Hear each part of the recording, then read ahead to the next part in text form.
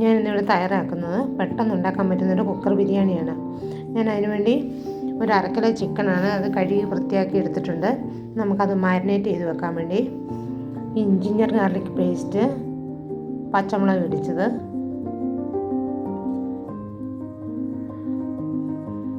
ആവശ്യത്തിന് ഉപ്പ്,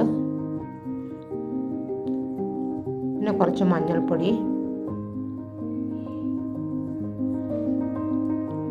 മല്ലിപ്പൊടി,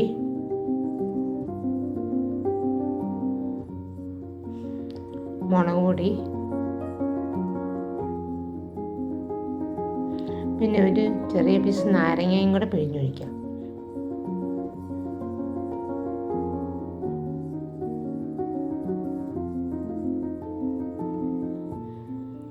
പിന്നെ കുറച്ച് തൈരും കൂടി ചേർത്ത് നമുക്ക് നന്നായിട്ട് മിക്സ് ചെയ്ത് വെക്കാം.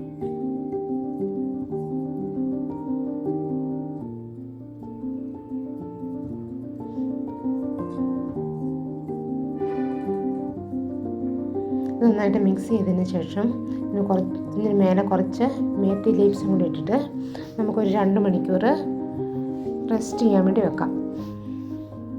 പിന്നെ നമ്മൾ സവോള നീളത്തിൽ കനം കുറച്ച് അരിഞ്ഞതും, ചെറിയൊരു തക്കാളിയും, പുതിനയും മല്ലിച്ചപ്പും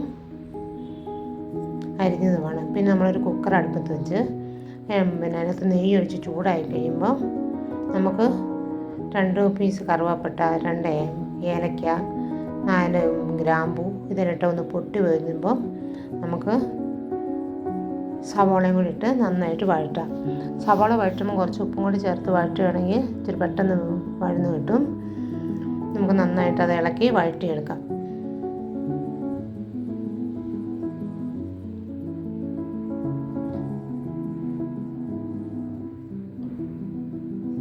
അപ്പം നമ്മൾ സവാള വഴന്നിട്ടുണ്ട്.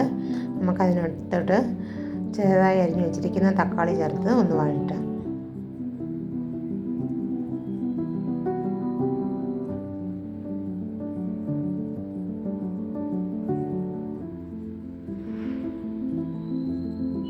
ഇത് നന്നായി വഴന്നു കഴിയുമ്പോൾ നമുക്ക് കുറച്ച് ഗരം മസാലപ്പൊടിയും കൂടി ചേർത്ത് നന്നായിട്ടൊന്ന് മിക്സ് ചെയ്യാം. എന്നിട്ട് നമുക്ക് നമ്മൾ മാരിനേറ്റ് ചെയ്തിരിക്കുന്ന ചിക്കൻ അതിനകത്തിട്ട് നന്നായിട്ട് മിക്സ് ചെയ്യാം. നമുക്കതിനകത്ത് ഒരു പാണ്ടൻ ലീഫ് ചേർക്കാം. അതിന് നല്ല ബിരിയാണിക്ക് നല്ല മണമൊക്കെ കിട്ടുന്നതാണ്, അത് ചേർത്താൽ. പിന്നെ നമുക്ക് മല്ലിയിലയും പുതിനയിലയും അരിഞ്ഞതും കുറച്ചുകൂടി ചേർത്ത്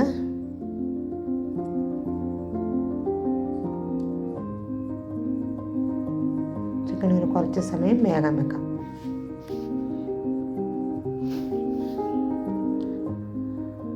ചിക്കൻ വെന്ത് കഴിഞ്ഞതിന് ശേഷം നമുക്ക് അതിനകത്തോട്ട് അരി ചേർക്കാം. ഞാൻ ബാസ്മതി അരിയാണ് എടുത്തിരിക്കുന്നത്, അത് 1 ഗ്ലാസ് അരിയാണ് എടുത്തിരിക്കുന്നത്. നന്നായി കഴുകി വൃത്തിയാക്കി അതിനോടിട്ട് നമുക്ക് മിക്സ് ചെയ്യാം. പിന്നെ ഞാൻ തിളപ്പിച്ച വെള്ളമാണ് ഒഴിക്കുന്നത്. ഈ അരിയുടെ നേക്കെ വെള്ളം ഒഴിച്ച് 2 വിസിൽ അടുപ്പിക്കുകയാണ് ചെയ്യുന്നത്. പിന്നെ നമ്മളതിന് ഈ വെള്ളം ഒഴിച്ചതിന് ശേഷം അതിനകത്തോട്ട് കുറച്ച് നാരങ്ങാനീരും കൂടി ചേർത്ത്, നാരങ്ങാനീരും കുറച്ച് മല്ലിയിലയും പുതിനയിലയും കൂടി ചേർത്തിട്ടാണ് നമ്മൾ എല്ലാം ഒന്ന് ഇളക്കി മിക്സ് ചെയ്തിട്ട് നമ്മൾ 2 വിസിൽ അടുപ്പിക്കുന്നത്.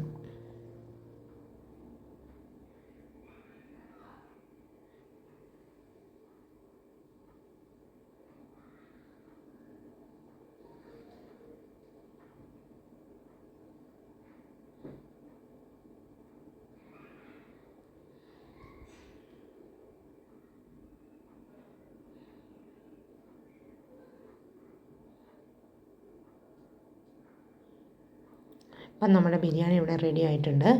നമുക്കിതിന് മേലെ കുറച്ച് ഫ്രൈ ചെയ്ത ഉള്ളിയും കാഷ്യൂനട്ടും കിസ്മിസും പിന്നെ കുറച്ച് നെയ്യും കൂടി ചേർത്ത് 1 മിനിറ്റ് നമുക്കൊന്ന് ആവി കയറാൻ വേണ്ടി വെക്കാം.